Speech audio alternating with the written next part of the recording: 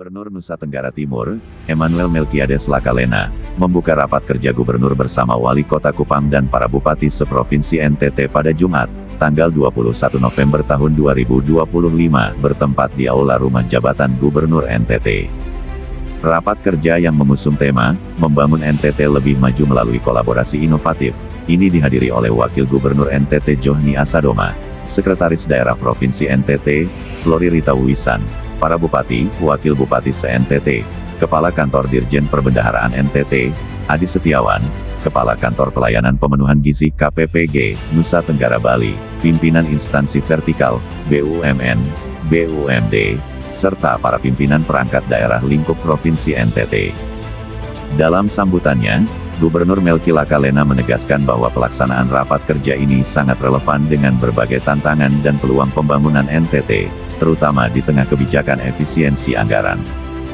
Di tengah dinamika kebijakan efisiensi anggaran, kita dituntut melakukan inovasi dalam tata kelola keuangan agar belanja daerah tepat biaya, tepat sasaran, dan tepat guna, tegasnya. Gubernur Melki Lakalena mendorong optimalisasi pendapatan asli daerah PAD, melalui strategi intensifikasi dan ekstensifikasi, termasuk evaluasi tarif pajak dan retribusi agar tetap sejalan dengan kondisi ekonomi masyarakat. Ia juga menekankan pentingnya mencari sumber-sumber pendapatan baru tanpa membebani rakyat. Dalam kesempatan tersebut, Gubernur Melki Lakalena turut menyoroti meningkatnya risiko perubahan iklim ekstrim yang berdampak pada ketahanan daerah. Ditegaskannya bahwa sinergi antar daerah dan lintas sektor sangat penting untuk meningkatkan kesiapsiagaan dan mitigasi bencana. Kita perlu berinovasi dalam mengembangkan sistem peringatan dini yang efektif dan infrastruktur yang adaptif.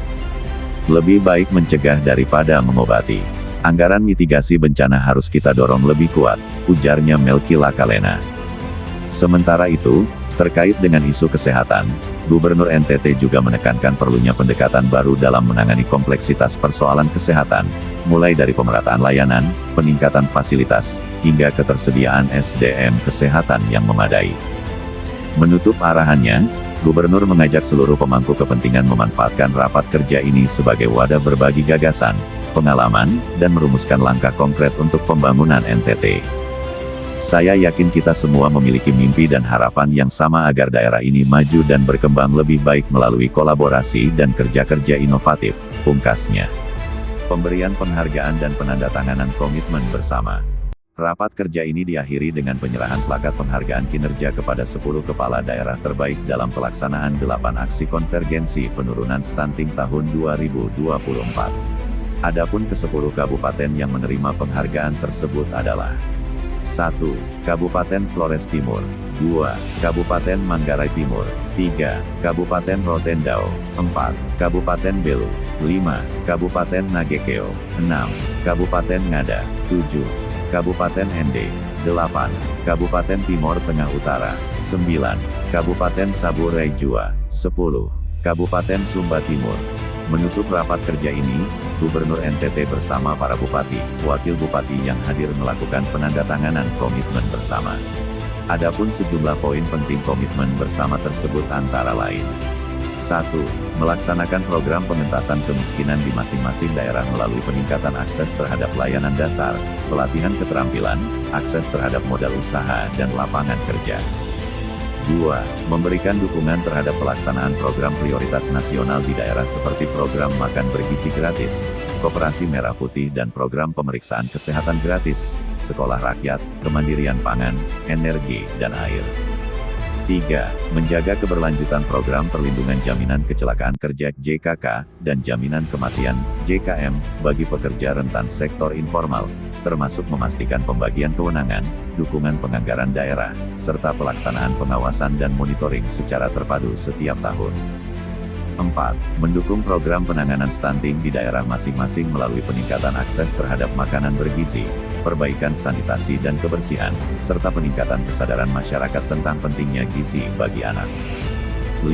Memberikan perlindungan terhadap anak balita dari penyakit melalui pemberian imunisasi dasar lengkap.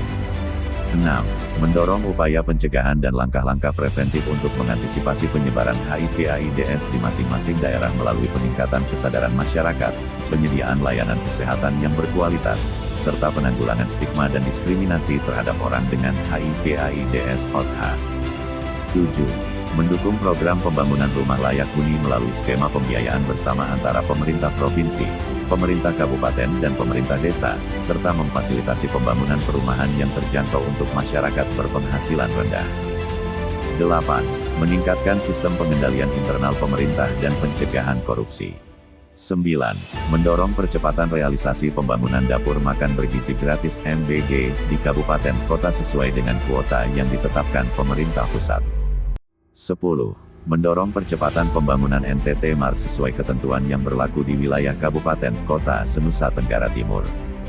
11. Mendorong percepatan kolaborasi implementasi program One Village One Product OVOP untuk peningkatan PAD tahun 2026.